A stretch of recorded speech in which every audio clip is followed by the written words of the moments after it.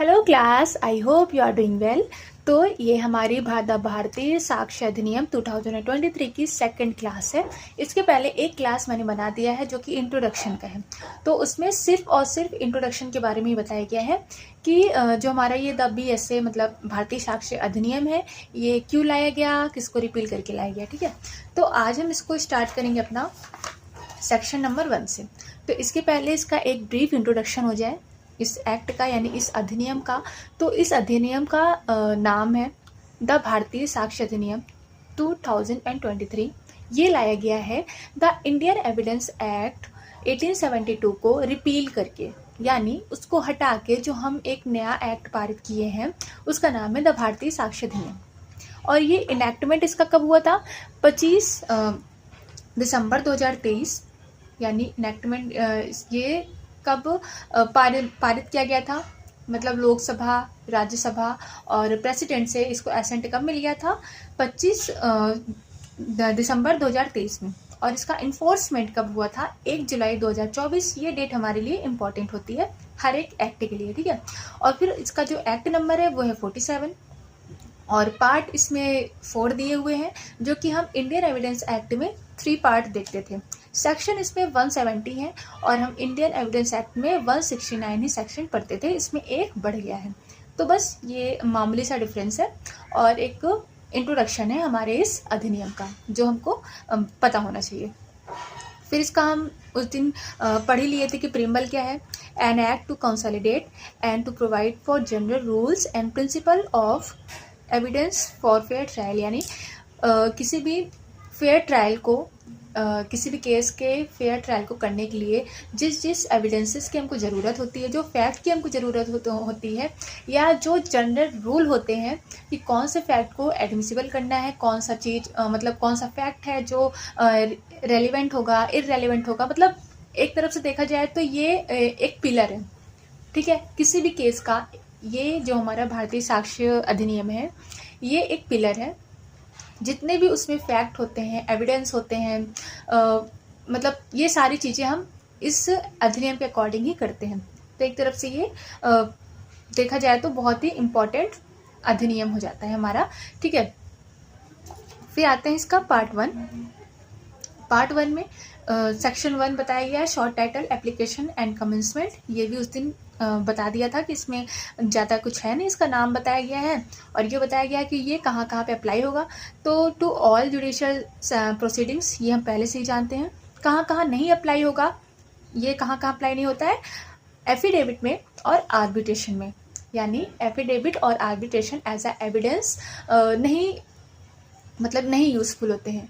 पहली बात तो आर्बिट्रेशन जो उसका जो प्रोसीडिंग होता है वो पूरा अलग ही उसका रूल होता है, उसमें हमारा एविडेंस एक्ट ये हमारा जो साक्ष्य अधिनियम है वो उसमें नहीं अप्लाई होगा। और दूसरा जो एफिडेविट यानी जो शपथ पत्र बनाया जाता है वो एज अ एविडेंस नहीं एडमिसिबल होगा किसी भी कोर्ट ऑफ लॉ में।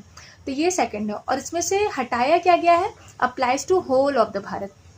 जैसे हम इंडियन एविडेंस एक्ट में पढ़ते थे कि जो हमारा वो एक्ट था वो हमारे पूरे भारत में अप्लाई था, एक्सेप्ट कहाँ? जम्मू एंड कश्मीर। तो ये हटा 2019 में। तो इसमें जो नया हमारा कानून बना है इसमें से ये वाला जो क्लॉज था, यानी applies to whole of the Bharat, ये पूरी तरह से रिपील कर दिया गया है। क्योंकि हम नॉर्मली जानते हैं कि हमारा लद्दाख से लेकर कन्याकुमारी तक पूरा इंडिया है। तो ये एक जनरल लॉ है जो पूरे इंडिया में मतलब बराबर रूप से इक्वली अप्लाई होगा। तो इस क्लॉज का कोई मतलब नहीं था, तो ये इससे हट गया। इसका इन्फोर्समेंट डेट वही है 1 जुलाई 2024। फिर आते हैं हम डेफिनेशन भी मुझे जहाँ तक याद आ रहा है मैंने पढ़ा दिया था कि कोर्ट में क्या क्या इंक्लूड होता है। ऑल जजेस एंड मजिस्ट्रेट जो लीगली ऑथराइज होते हैं किसी भी एविडेंस को लेने के लिए, तो वो होते हैं कोर्ट, उन्हें ही हम कोर्ट कहते हैं। लेकिन यहाँ पे कोर्ट कौन नहीं कहलाएगा? आर्बिट्रेटर्स। ये यहाँ भी हमको बताया गया है, यहाँ भी वही सेम चीज़ कि आर्बिट्रेटर जो होते हैं वो कोर्ट नहीं होते हैं। फिर बी है कंक्लूसिव प्रूफ। तो जैसे हम पढ़ते थे ना कि इंडियन एविडेंस एक्ट में सेक्शन 3 था हमारा, उसमें अलग से पढ़ते थे, पूरा प्रोविज़न टाइप था। फिर 4 में हम पढ़ते थे कि मे प्रिज्यूम, शैल प्रिज्यूम और कंक्लूसिव प्रूफ। तो इसमें हमारा 3 और 4 को एक में ही ला दिया गया है, यानी सेक्शन 2 में ही सेक्शन 3 और 4 ऐड कर दिया गया है। ठीक है, तो वैसे हम इसमें पढ़ेंगे। तो बी है हमारा कंक्लूसिव प्रूफ, जिसका मतलब होता है means when one fact is declared by this अधिनियम, यानी जब कोई एक फैक्ट डिक्लेयर किया जाता है किसके द्वारा, इस अधिनियम के द्वारा, to be conclusive proof to another. यानी यहाँ पे सबसे पहली बात जो समझने की है वो ये है कि यहाँ पे दो फैक्ट का होना बहुत ज़रूरी है। कोई भी एक लाइन, कोई भी एक फैक्ट कभी भी कॉन्ट्राडिक्शन नहीं किया जा सकता उसका, मतलब वो कभी भी कॉन्ट्रेडी नहीं हो सकता, क्योंकि भाई जैसे सीधे सीधे से वो जा रहा है, अब इसका कॉन्ट्राडिक्शन क्या है, मतलब वो जा रहा है तो वो जा रहा है। बट अगर हम इसी में एक और फैक्ट जोड़ दें कि वो जा रहा है, सामने से गाड़ी आ रही थी, उसे टक्कर मार दी, तो यहाँ हमारे पास क्या हो गया, दो या दो से ज़्यादा फैक्ट मिल गए।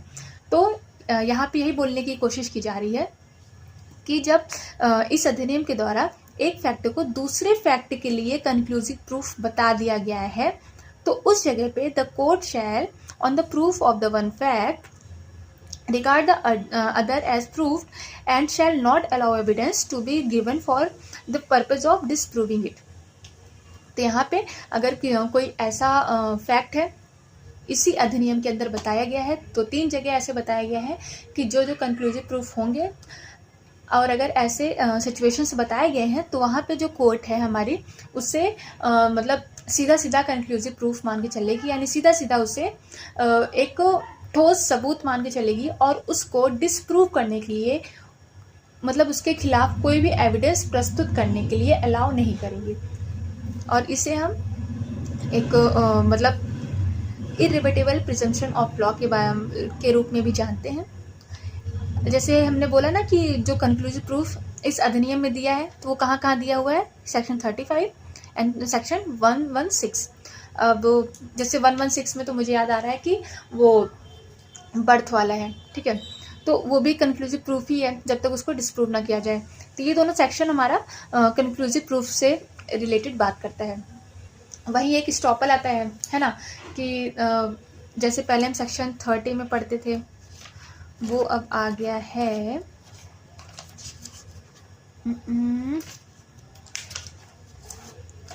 हाँ, ये admission not conclusive proof but may stop. तो यहाँ पर ये बताया गया है कि जो एडमिशन है वो कंक्लूसिव प्रूफ नहीं है, पर मे स्टॉप उसे रोका जा सकता है। ये हमारा मतलब पूरे अधिनियम में कहीं कहीं बताया गया है कि ये कंक्लूसिव प्रूफ है, तो कहीं बताया गया है ये कंक्लूसिव प्रूफ नहीं है, और उसी के हिसाब से कोर्ट ऑफ लॉ को चलना भी पड़ता है। ये हो गया हमारा बी। अब सी है डिसप्रूव्ड। तो डिसप्रूव का मतलब क्या होता है, in the relation of fact, यहाँ भी फैक्ट के बारे में ही बात हो रही है, means when after considering the matters before it the court either believe that it does not exist or considers it non-existence so probable। मतलब यहाँ पे डिस्प्रूव का मतलब ये है कि कोर्ट बिलीव करे, या तो ये बिलीव करे कि जो फैक्ट है वो है ही नहीं, ठीक है, मतलब जो आप दिखाने की बात कर रहे हो ऐसा कुछ है ही नहीं, आप कुछ भी ला दे रहे हो कोर्ट ऑफ लॉ के सामने, ठीक है। तो अगर कोर्ट को ये लगता है, यानी कोर्ट को ये बिलीव हो जाता है कि ऐसा कुछ एग्जिस्ट ही नहीं करता है, या संभावना है कि शायद ऐसा कुछ एग्जिस्ट ना करे, ठीक है, तो ऐसी चीज़ों को डिसप्रूफ माना गया है। और यहाँ पे एक बात कही गई है कि जो ये प्रोबेबल की बात की गई है, ये किसके द्वारा, संभावना किसके द्वारा माना जा रहा है, अ प्रूडेंट मैन ऑट, मतलब एक प्रूडेंट मैन यानी एक रीजनेबल मैन, एक अच्छा खासा दिमाग वाला इंसान जो ये मानता है कि ऐसी कोई चीज़ नहीं है, तो कोर्ट लॉ भी वही मान लेगा कि ऐसी कोई चीज़ नहीं है और वो डिसप्रूव हो जाएगी। तो यहाँ पे एक प्रूडेंट मैन अगर हम नॉर्मली कहते हैं कि कौन होता है, तो सीधा सीधा कह सकते हैं कि वो कोर्ट ऑफ लॉ ही होता है, क्योंकि कोर्ट ही डिसाइड करती है कि फैक्ट एग्जिस्ट है, मतलब एग्जिस्ट करता है कि एग्जिस्ट नहीं करता है। तो ये हो गया हमारा डिसप्रूव।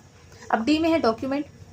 डॉक्यूमेंट में वही है कि letter, figure, mark and other means, मतलब जो डॉक्यूमेंट होते हैं या तो कोई लेटर होगा या फिगर होगा या मार्क्स होगा या एनी अदर मीन्स। इसमें जो नया इंक्लूड हुआ है वो जानने लायक बात ये है कि इलेक्ट्रॉनिक एंड डिजिटल रिकॉर्ड्स भी एक डॉक्यूमेंट के अंदर ही आते हैं। मतलब कोई वीडियो है जिसमें कोई इंसान बोल रहा है, तो ऐसा नहीं है कि वो बोल रहा है तो वो डॉक्यूमेंट में नहीं आएगा, बट वो एक वीडियो है, कोई चीज़ें लिखी हुई है, जैसे डॉक्यूमेंट, जैसे उसकी फाइल बनाई गई है या MS एक्सेल है, मतलब समझ रहे हैं ना, जैसे कंप्यूटर्स में जो डॉक्यूमेंट्स होते हैं PDF फाइल होती है, तो ऐसी चीज़ें भी डॉक्यूमेंट से ही रिलेटेड होती हैं, मतलब इनको भी डॉक्यूमेंट में ही इंक्लूड किया गया है। तो ये है डी।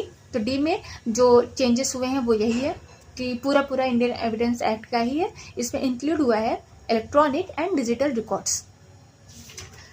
उसके बाद इसके इलस्ट्रेशंस इंपॉर्टेंट है, राइटिंग डॉक्यूमेंट है, कोई वर्ड है जो प्रिंटेड है, उसका लिथोग्राफ मतलब एक लिपि है, और उसका फोटोग्राफ है।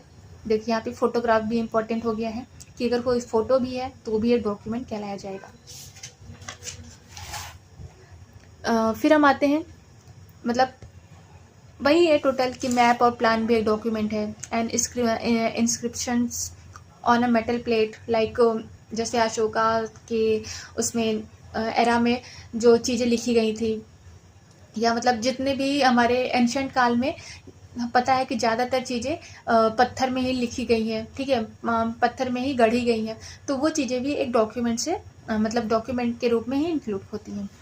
अब उसके बाद यहाँ पे एक जो न्यू जुड़ा है वो है हमारा 6, यहाँ पे इलेक्ट्रॉनिक रिकॉर्ड की बात की गई है, और इसमें बात किया गया है कि email, server log, documents on computers, laptop और smartphones, messages, websites, locational evidence and voice mail messages stored on digital devices are document.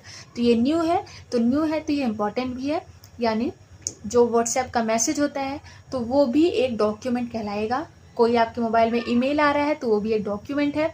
आप या कोई आपके पास एक लोकेशन, जो जैसे हम आजकल देखते हैं कि स्नैपचैट पे लोकेशन शेयर किए जा रहे हैं, तो वो भी एक डॉक्यूमेंट एविडेंस होगा, तो ये इंपॉर्टेंट हो जाता है। अब हम यहाँ पे तो मिट ही गया है, तो ये जो हमारा सेक्शन 2 का है, ये बात करता है एविडेंस। तो एविडेंस की सेम टू सेम वही है जो हम पहले पढ़ते थे, वही अभी पढ़ रहे हैं कि all statement including statements given electronically, ये ऐड हुआ है, विच द कोर्ट परमिट्स और require to be made before it by witness in relation to matters of fact under inquiry, and such statement are called oral evidence. मतलब जो statement दी जाएगी, document नहीं, statement की बात की जा रही है, जो बोला जा रहा है, मुंह से बोला जा रहा है, वो चीज़ें यहाँ पर ओरल एविडेंस के रूप में इंक्लूड की जाएगी, मतलब ओरल एविडेंस उनको कहा जाएगा। दूसरा यहाँ पे डॉक्यूमेंट की बात की जा रही है, यानी इलेक्ट्रॉनिक, यहाँ पे भी ये दोनों वर्ड जुड़ा है, इलेक्ट्रॉनिक और digital record produced for the inspection of the court and such document are called documentary evidence. तो ये उतना ज़्यादा इसमें कुछ खास है नहीं, जो पुराना था वही नया है। अब फैक्ट भी उतना मतलब कुछ ऐसा कुछ मतलब ऐड नहीं हुआ है, वही हमारा इंडियन एविडेंस एक्ट का ही है, तो इसमें भी ज़्यादा मतलब जाने की जरूरत नहीं है। तो इसमें वही है कि एनीथिंग स्टेट ऑफ थिंग और relation of things capable of being perceived bye evidence. तो हम जानते हैं कि फैक्ट जो होते हैं हमारे 2 प्रकार के होते हैं, यानी हमारा भारतीय साक्ष्य अधिनियम 2 प्रकार के फैक्टों के बारे में बात करता है। एक है फिजिकल फैक्ट और दूसरा है साइकोलॉजिकल फैक्ट। फिजिकल मतलब जिसको हम अपने बॉडी से परसीव्ड कर सकते हैं, सेंस कर सकते हैं उसको, जैसे चोट लगना या सुनना, मतलब इस टाइप का जो होता है, महसूस करना, ये चीज़ें जो हैं ये हमारे फिजिकल फैक्ट में आते हैं।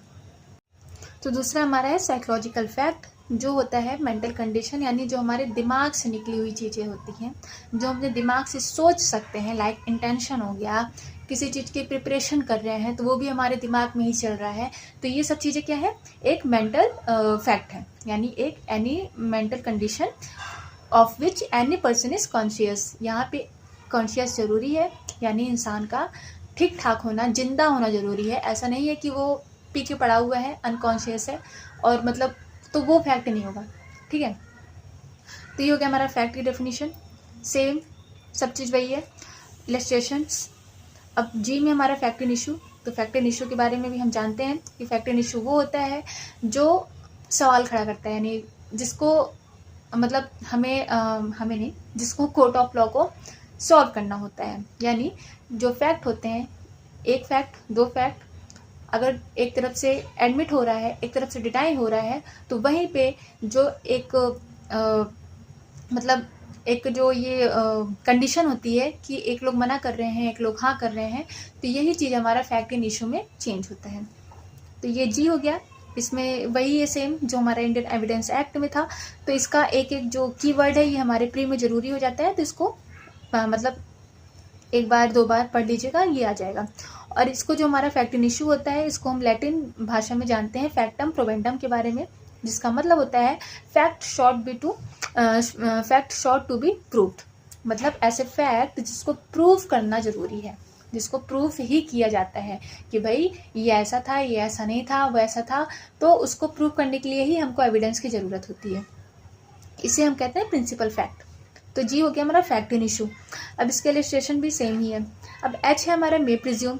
अब मे प्रिज्यूम, शैल और कंक्लूसिव प्रूफ, ये हम देखते थे सेक्शन नंबर 4 में। अब ये आ गया हमारा एच टू एच में। मे प्रिज्यूम का मतलब होता है whenever it is provided by the अधिनियम that the court may presume a fact. मतलब इस अधिनियम में ही चीज़ें बताई गई हैं, हमको इस अधिनियम से बाहर कहीं भी नहीं जाना है। पहली बात तो ये, ठीक है। तो कोई ऐसा फैक्ट है जिसमें कोर्ट ये प्रिज्यूम करता है कि हाँ ऐसा है, ठीक, मैं प्रिज्यूम हो रहा है यहाँ पे, ये जानने वाली बात है कि कोर्ट ये प्रिज्यूम कर ले कि हाँ ठीक है ऐसा है, और वो तब तक ये प्रिज्यूम करेगा जब तक कि आप उसको डिस्प्रूव ना कर दें। मतलब ऐसा नहीं है कि आप उसको मतलब कि प्रूफ ही हो गया है, यानी वो एक तरफ से एकदम से पत्थर की लकीर नहीं हो गई है। कोई ऐसा फैक्ट है जिसको अगर अगला इंसान एविडेंस लेकर आता है तो वो डिस्प्रूव हो सकता है। तो ऐसे चीज़ों पे जो कोर्ट होता है वो मे प्रिज्यूम करता है, यानी यहाँ पे कोर्ट की डिस्क्रिशन होती है कि आप उनके सामने कोई फैक्ट लेके जाओ और कोर्ट ऑफ लॉ का मन है वो माने या ना माने। मान ले तो भी चलो ठीक है, तुम्हारा तो एविडेंस एडमिसिबल हो गया। अगर नहीं मानता है तो फिर जो अदर पार्टी होती है वो वहाँ पे अपना एविडेंस प्रूव करेगी उसको डिस्प्रूव करने के लिए। और ये एक रिबटेबल होता है, यानी रिबट किया जा सकता है, इसको खत्म किया जा सकता है, ठीक है। यहाँ पे डिस्क्रिशन होता है, ये तो हम जाने लिए हैं। इसे हम कहते हैं प्रिजम्पशंस ऑफ फैक्ट, यानी लैटिन लैंग्वेज भी इसको कहा जाता है प्रिजम्पशियो ह्यूमिनिस, क्योंकि ये फैक्ट से रिलेटेड होता है।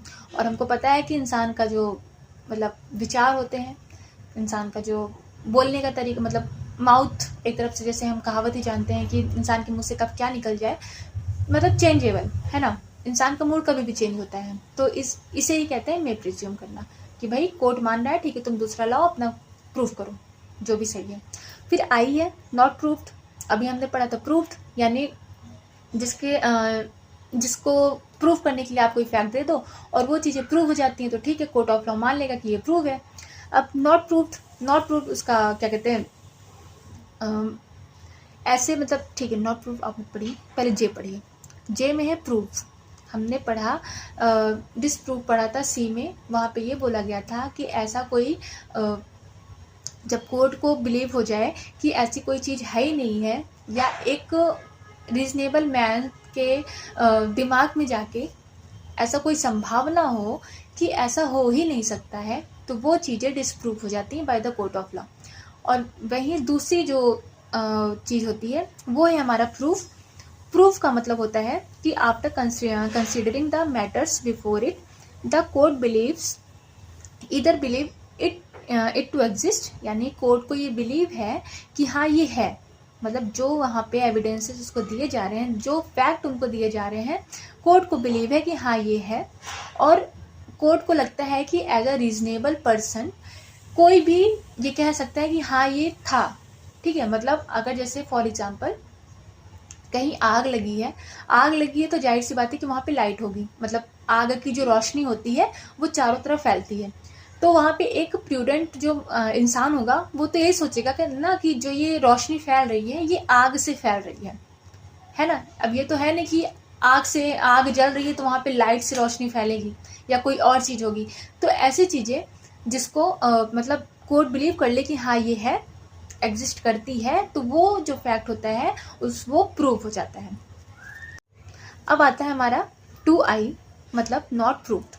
तो ऐसे मतलब एक तो हमने पढ़ा प्रूव्ड फैक्ट, एक हमने पढ़ा डिसप्रूव्ड। अब तीसरा यहाँ पे है नॉट प्रूव्ड, मतलब जो कि प्रूव भी ना हो पाए सही से और ना उसको डिसप्रूव किया जा सके। यहाँ पे कोर्ट कंफ्यूज है कि जो फैक्ट हमारे सामने प्रेजेंट किया गया है इसे प्रूव करना है या डिसप्रूव करना है, तो उससे ये कहा जाता है कि नॉट ट्रूथ, मतलब ये जो फैक्ट है ये प्रूव ही नहीं किया गया है, मतलब इसके बारे में कोई भी एविडेंस ऐसा प्रस्तुत नहीं किया गया है जिसको हम सच माने या गलत। तो वो चीज़ें होती हैं नॉट प्रूव, मतलब यही नीदर प्रूव नॉर डिसप्रूव्ड, यही इंपॉर्टेंट है, इसका बस ज़्यादा मतलब जानने की जरूरत नहीं है। अब 2K में रेलिवेंट, हमने जी में पढ़ा फैक्ट एंड इशू, के रेलिवेंट, तो ये दोनों एक दूसरे के वाइस वर्सा होते हैं। तो रेलिवेंट जो है रेलिवेंसी मतलब होता है कि एक फैक्ट कनेक्ट करता है किसी दूसरे फैक्ट से, तो वो होता है रेलिवेंट फैक्ट। प्रिंसिपल फैक्ट हमारा क्या हुआ, फैक्ट एंड इशू। अब उससे जुड़े हुए जितनी भी चीज़ें हैं का मतलब एक लड़का जा रहा था रोड पे, सामने से गाड़ी आई, एक्सीडेंट हो गया। अब यहाँ पे मान लो कोई तीसरा पर्सन जा रहा था, तो यहाँ पे जो तीसरा पर्सन है वो रेलिवेंट फैक्ट हो गया, वो एक विटनेस हो गया। अब गाड़ी की स्पीड कितनी थी वो एक रेलिवेंट फैक्ट हो गया, ठीक है। मान लो कि मतलब जो रोड थी वो स्लिपरी थी, वो एक रेलिवेंट फैक्ट हो गया। मतलब उस जो हमारा जो क्राइम हुआ है यानी जो कांड हुआ है उससे रिलेटेड जितनी भी चीज़ें हैं वो चीज़ें क्या है, रेलिवेंट फैक्ट है। वो ही 2K में बताया गया है, और आगे चल के हम उससे ही पढ़ेंगे रेलिवेंसी ऑफ द फैक्ट के बारे में कि ऐसे कौन कौन से फैक्ट हैं जो रेलिवेंट हो सकते हैं लीगली, ठीक है, लॉजिकली नहीं, लीगली जो रेलिवेंट होते हैं वो ही हमारे भारतीय साक्ष्य अधिनियम अप्लाई होता है उसमें। फिर एल में है शैल प्रिज्यूम। अब शैल प्रिज्यूम का मतलब वही है कि सिंपल सा कि कोर्ट किसी भी फैक्ट को प्रिज्यूम करके चलती है कि हाँ ये सत्य है, जब तक कि उसे डिसप्रूव ना कर दिया जाए। तो ये भी एक रिबेटेबल है, यानी कोर्ट मान रही है, उसको मैंडेटरी है कि हाँ ये चीज़ है, बट वो तब तक वही चीज़ रहेगी जब तक कि अगला पार्टी कोई ऐसा ठोस सबूत ना लेकर आ जाए कि उससे डिसप्रूव कर दिया जाए। तो ये हो गया हमारा एल।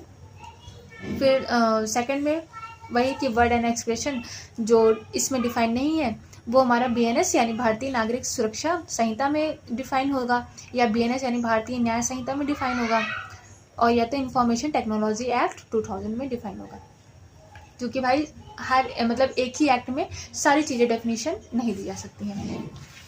तो इसका जिसे याद करने का ट्रिक है ये, जैसे हम पहले अपना इंडियन एविडेंस एक्ट में याद करते थे वैसे इसमें याद कर सकते हैं। जैसे प्रूव, डिसप्रूव, नॉट प्रूव को एक साथ, 2JCI में प्रिज्यूम, शैल प्रिज्यूम, कंक्लूसिव प्रूफ को एक साथ, 2H, 2L, 2B, फिर कोर्ट, डॉक्यूमेंट, एविडेंस, फैक्ट एक साथ, 2A, 2D, 2E, 2F, और फैक्ट इन इशू और रेलिवेंट फैक्ट को एक साथ, यानी 2G, 2K। तो ये चार्ट अगर 3-4 बार इधर उधर देखें तो याद हो जाएगा।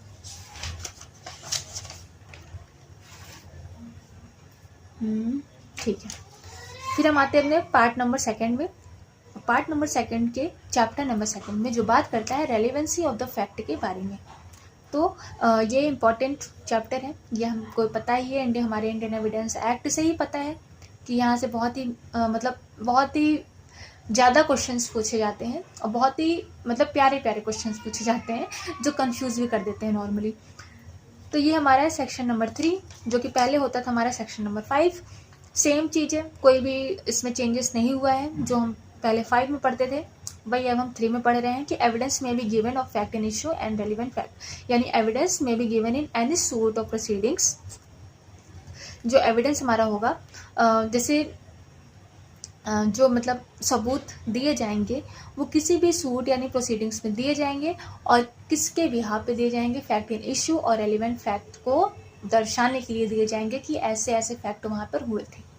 और जो हमारा रेलिवेंसी ऑफ फैक्ट है यानी सेक्शन 3 से लेके 50 तक हम जो भी पढ़ेंगे इसमें यही बताया जाएगा कि ऐसे कौन कौन से फैक्ट हो सकते हैं, ऐसे कौन कौन से फैक्चुअल सर्कमस्टेंसेस हो सकती हैं किसी भी केस में जिसको लीगली रेलिवेंट माना जाएगा। और इसमें इररेलिवेंट के बारे में भी बताया गया है कि किसको नहीं माना जाएगा। लाइक जैसे जो कन्फेशन होता है सेक्शन 22 में ही अभी हम पढ़ेंगे कि कन्फेशन अगर पुलिस कस्टडी में बिफोर द पुलिस ऑफिसर दिया जाता है तो वो एक इररेलेवेंट फैक्ट है, यानी उसे एज अ एविडेंस हम एडमिसिबल नहीं करेंगे। तो जो हमारा ये चैप्टर सेकंड है ये भी बताता है कि ऐसे कौन कौन से फैक्ट है जो इररेलेवेंट होगा। यही नहीं बताता है कि हाँ ये फैक्ट रेलिवेंट होगा, मतलब ऐसी भी चीज़ें हैं जो इररेलेवेंट होंगी, जो इस अधिनियम में प्रॉपरली लिखी हुई हैं कि ये इररेलेवेंट होंगी। तो चैप्टर सेकंड में हमको आगे यही सब पढ़ना है और ये एक बहुत इंपॉर्टेंट चैप्टर है। जैसे रेलिवेंसी दो प्रकार की होती है, एक होती है लॉजिक, एक होती है लीगल। यानी लॉजिकली और लीगली। जैसे हमारा लॉजिक का मतलब होता है कि हमारा दिमाग कहीं से कहीं चल रहा है ना, क्योंकि हम अपने दिमाग को मतलब कुछ भी सोच सकते हैं भाई, बहुत तेज चलता है लोगों का दिमाग। एक बात है, एक का 100 बात लगा के बोलते हैं लोग।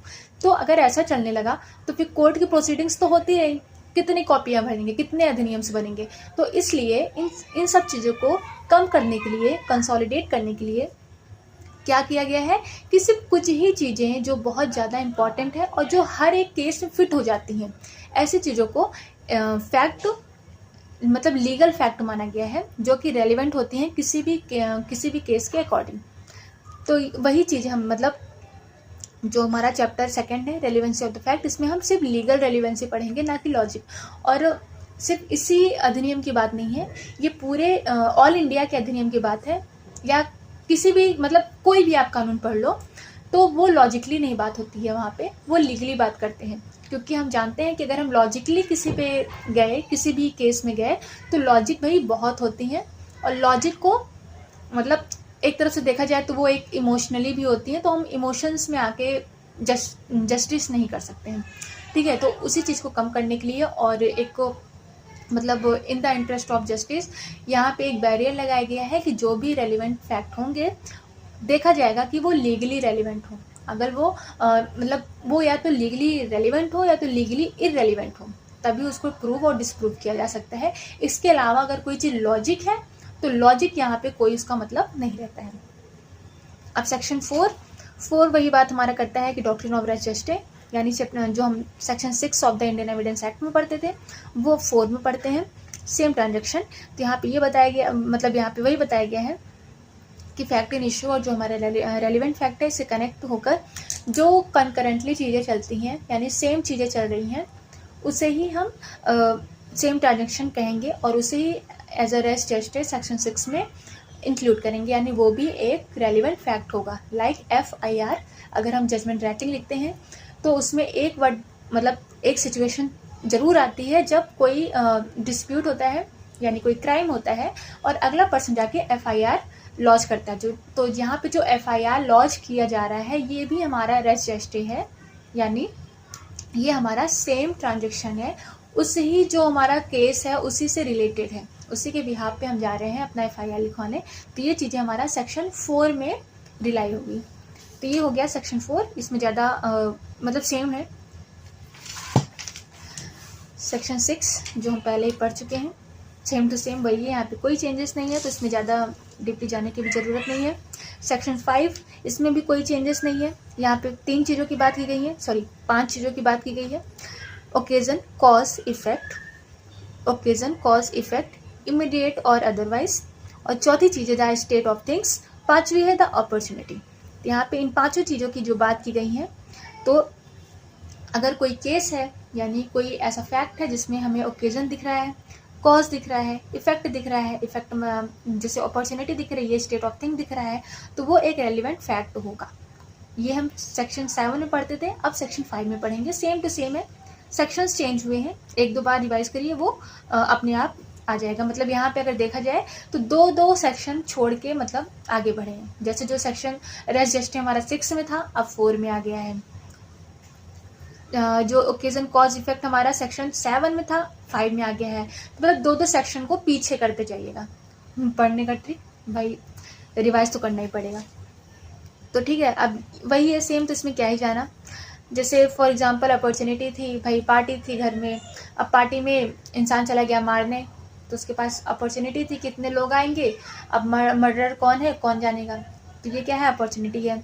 ओकेजन क्या है, ओकेजन पड़ा जैसे ऐसे ही नॉर्मली ले लो, कहीं कोई जैसे फेस्टिवल्स हो रहे हैं है ना, कोई ओकेजन पड़ रहा है, आप उसमें जाके किसी का मर्डर कर दो, वो ओकेजन हो गया। कॉज, इफेक्ट, इफेक्ट मतलब किसी को पॉइजन दिए, अब पॉइजन में वो इंसान मर गया, वो हो गया उसका इफेक्ट। तो ये हमारा सेक्शन 5 का क्या कहते हैं वो करता है, इंक्लूड करता है। अब सेक्शन 6 हमारा बात करता है motive, preparation, previous and subsequent conduct के बारे में। यहाँ पे चारों चीज़ें बताई गई हैं, सेम टू सेम वही डेफिनेशन है जो हम इंडियन एविडेंस एक्ट में देखते थे। तो यहाँ पर भी जाने की ज़्यादा डीपली ज़रूरत है नहीं, बस इतना जानना है कि सेक्शन 6 में हमारा मोटिव प्रिपरेशन की बात की गई है और ये हमारा एक। फिर एक्सप्लेनेशन 1, 2 उतना ज़्यादा इम्पोर्टेंट है नहीं, थोड़ा बहुत देख लीजिएगा। फिर हम आते हैं अपने सेक्शन नंबर 7 में, ठीक है। मतलब एकदम से एज अ प्री जो इम्पोर्टेंट है वही चीज़ें इसमें बताया जा रहा है। और भाई अलग सी बात है कि रिटर्न के लिए आपको इससे ज़्यादा बहुत ज़्यादा पढ़ना पड़ेगा। फिलहाल इसमें बस एक कंपैरिजन बताया जा रहा है कि क्या क्या चेंजेस हुए हैं इंडियन एविडेंस एक्ट में और द भारतीय साक्ष्य अधिनियम में। सेक्शन 7 क्या है? Fact necessary to explain and introduce fact in issue और रेलिवेंट फैक्ट। यहाँ पे एक्सप्लेनेशन और इंट्रोडक्शन की बात की जा रही है कि अगर कोई फैक्ट है जिसमें एक्सप्लेन किया गया है या किसी चीज़ को इंट्रोड्यूस किया गया है या आइडेंटिफाई किया गया है तो वो भी चीज़ रेलिवेंट होगी। जो हम पहले सेक्शन 9 में पढ़ते थे टेस्ट आइडेंटिफिकेशन परेड, वो अब हम पढ़ रहे हैं अपने सेक्शन 7 में। यानी यहाँ पे ये चीज़ इंपॉर्टेंट है कि टेस्ट आइडेंटिफिकेशन परेड कहाँ दिया हुआ है, वो 7 में है। इसका मतलब होता है कि पहचानना या किसी को आइडेंटिफाई करना, यानी विटनेस जो है वो एक्यूज्ड को या पर्सन को आइडेंटिफाई करता है कि हाँ ये ही वो पर्सन था, तो इसे ही आइडेंटिफिकेशन परेड कहते हैं और नॉर्मली ये मजिस्ट्रेट के सामने ही कंडक्ट किया जाता है। तो सेक्शन 7 में इतना इंपॉर्टेंट था। इलिस्ट्रेशंस सारे सेम ही हैं, तो जो हमारे इंडियन एविडेंस एक्ट में इम्पॉर्टेंट था वही इसमें भी इम्पॉर्टेंट है, तो इसको भी उसी हिसाब से एक बार देख लीजिएगा, ठीक है। मतलब ज़्यादा कुछ चेंजेस नहीं है। अब सेक्शन 8 में हमारा 10 वही चीज़, 2 आगे पीछे चल रहा है। यहाँ पे थिंग्स सेड और डन बाय कॉन्स्पिरेटर, यानी यहाँ पे कॉन्स्पिरेसी की बात की गई है। तो कॉन्स्पिरेसी के लिए यहाँ पे 2 या 2 से अधिक पर्सन होने चाहिए और एक दूसरे के साथ वो क्या करना चाहिए, षड्यंत्र रचना चाहिए। मतलब एक दूसरे के साथ अगर कोई षड्यंत्र रचता है किसी अनदर पर्सन के खिलाफ तो वो हमारा कॉन्स्पिरेसी कहलाता है। उसमें मतलब उस कंडीशन में इसमें बताया गया है कि अगर एक पर्सन का जो स्टेटमेंट होगा वो दूसरे पर्सन के स्टेटमेंट के अगेंस्ट होगा, मतलब रेलिवेंट होगा। क्योंकि भाई 2 पर्सन, अगर वहाँ पे 2 पर्सन कोई षड्यंत्र रच रहे हैं, एक जाके कोर्ट ऑफ लॉ में बता रहा है कि मैंने ऐसा ऐसा किया, तो जाहिर सी बात है दूसरा भी फंसेगा उसमें। तो वही चीज़ यहाँ पे बताई जा रही है कि अगर ऐसे कोई स्टेटमेंट, ऐसे कोई फैक्ट सामने आता है तो वो चीज़ें भी रेलिवेंट हो जाती हैं। यहाँ पे एक चीज़ बताया गया है, कॉमन इंटेंशन होनी चाहिए, जो कि हमको पता है, वो हम पहले ही पढ़ चुके हैं भाई। हमारे इंडियन एविडेंस एक्ट में 120B में ही हम पढ़ते थे कि कॉमन इंटेंशन का होना जरूरी होता है। तो ये हो गया सेक्शन 8।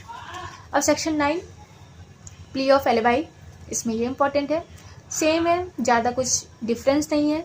इसमें ये बताया गया है कि ऐसे फैक्ट जो कि रेलिवेंट नहीं है फिर वो रेलिवेंट होते हैं, तो वो चीज़ें हमारे सेक्शन 9 में रेलिवेंट हो जाती हैं। यहाँ पे एक पूरा वही है, मतलब इंडियन एविडेंस एक्ट वाला प्ली ऑफ एलिबाई, ये इम्पॉर्टेंट है। तो इसका ये मतलब होता है कि मतलब इसका एक आप एग्जाम्पल से समझिए कि somewhere else. Plea of alibi का मतलब होता है कि जब कोई क्राइम हो रहा है कहीं पे, तो जो अक्यूज्ड है वो उस क्राइम के स्पॉट पे ना होकर कहीं पे और होता है, तो वहाँ पे प्ली ऑफ एलिबाई सेल में आता है और इसके बिहाव पे उसे एक्विटल तक किया जा सकता है। मतलब ये एक substantive piece of the evidence है, तो ये इम्पॉर्टेंट हो जाता है। अब सेक्शन 10 में क्या है, fact tending to enable court to determine amount are relevant in suits for damage, not so important, लेकिन हम सेक्शन 12 में पहले पढ़ते थे, तो सेम टू सेम वही है, एक बार देख लीजिएगा। अब सेक्शन 11 में क्या है, fact relevant when the right to custom in the question. यहाँ पे जो कस्टम की बात की जा रही है वो कस्टम जनरल कस्टम है, यानी पर्टिकुलर नहीं है, लाइक ट्रेडिशन जो बहुत सालों से चली आ रही है, उस कस्टम के बारे में यहाँ पे बात की जा रही है। यानी कोई ऐसा फैक्ट आया जिसमें कस्टम के बारे में बताया जा रहा है, तो वो भी यहाँ पे रेलिवेंट होगा। ये सेक्शन 11 में बोला गया है और हम इसको पहले सेक्शन 13 में पढ़ते हैं। अब आता है सेक्शन 14 में। तो 14 में बात की जा रही है fact showing existence of state of mind of body और बॉडीली फीलिंग्स तो ये जो हम सेक्शन 14 में इंडियन एविडेंस एक्ट में पढ़ते थे वो सेक्शन 12 में पढ़ रहे हैं। यहाँ के जो की पॉइंट्स हैं यानी state of mind, knowledge, good faith, negligence, rashness, ill will, goodwill, ये याद होनी चाहिए। और मतलब ये रेलिवेंट फैक्ट होता है। अगर किसी भी केस में ये चीज़ें आ रही हैं तो वो रेलिवेंट होंगी। यानी कोई ऐसी फैक्ट आ रहा है कि वहाँ पे दिख रहा है कि हाँ ये नेग्लिजेंस है, तो नेग्लिजेंस क्या है, मतलब रेलिवेंट है, सॉरी।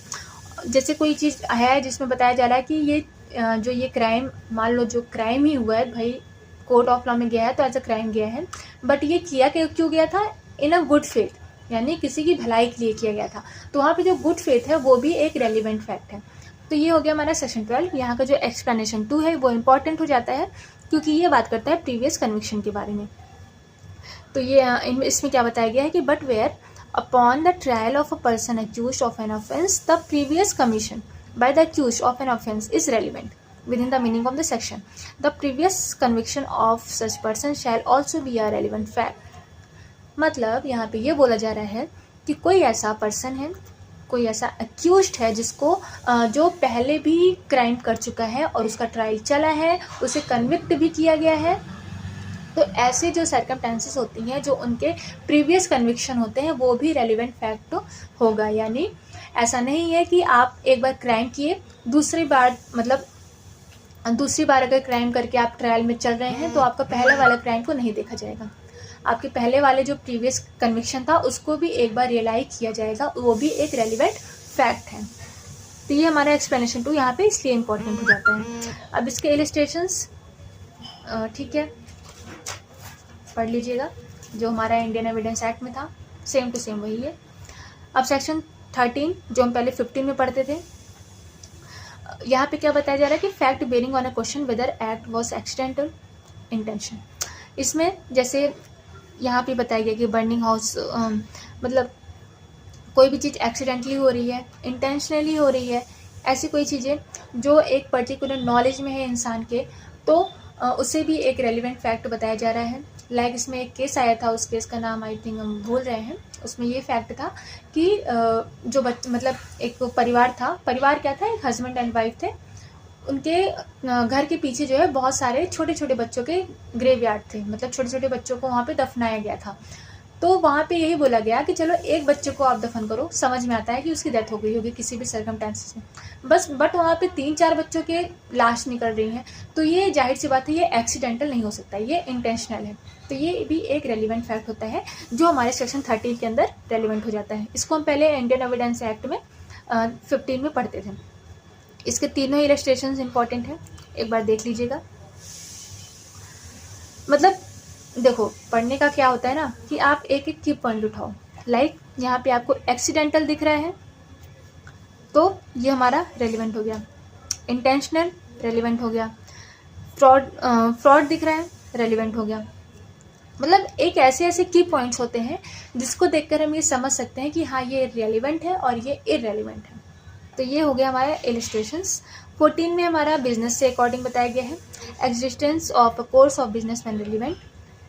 तो यहाँ पे ये बताया गया है कि ऐसा कोई भी क्वेश्चंस, मतलब क्वेश्चन नहीं, ऐसा कोई भी पर्टिकुलर एक्ट जो उस बिजनेस के कोर्स में, यानी जब कोई पर्सन वो बिजनेस कर रहा था, यानी वो जब वो जॉब कर रहा था, अगर उस जॉब के पर्टिकुलर टाइम में, यानी ड्यूरिंग दिस बिजनेस अगर कोई भी ऐसा एक्ट किया जाता है तो वो भी रेलिवेंट होगा। लाइक हम इसको पॉश एक्ट में जोड़ सकते हैं, ठीक है, आई थिंक। तो वो सेक्शन 14 में रेलिवेंट हो जाएगा। ये हम पहले सेक्शन 16 में पढ़ते थे इंडियन एविडेंस एक्ट में। इसके भी इलस्ट्रेशंस जरूरी है। यहाँ पे आपको की पॉइंट है कि ordinary course of business relevant होगा। यहाँ पे बताया गया है कि whether a particular letter reached the fact that is posted in due course and was not return through the return letter office are relevant. Okay, तो फिर आता है हमारा एडमिशन एंड कन्फेशन, यानी द भारतीय साक्ष्य अधिनियम में जो एडमिशन और कन्फेशन का जो टर्म है ये बहुत इंपॉर्टेंट है हमारे प्री के लिए, मेंस के लिए और एज वेल एज हमारे इंटरव्यू के लिए भी। तो अब इसको हम फुर्सत से नेक्स्ट क्लास में पढ़ेंगे।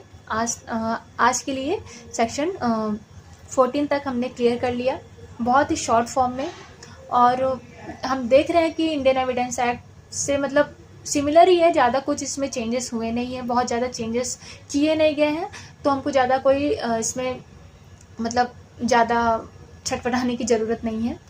2-4 बार रिवाइज़ करेंगे, याद हो जाएगा। और इसके अलावा अब एडमिशन नेक्स्ट क्लास में।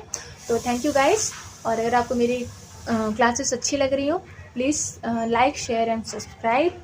और अगर कोई मतलब कुछ क्या कहते हैं उसे कुछ सुझाव वगैरह देना हो तो आप दे सकते हैं उसे कमेंट में। Otherwise keep your preparation well और जल्दी से जज बनो। Thank you.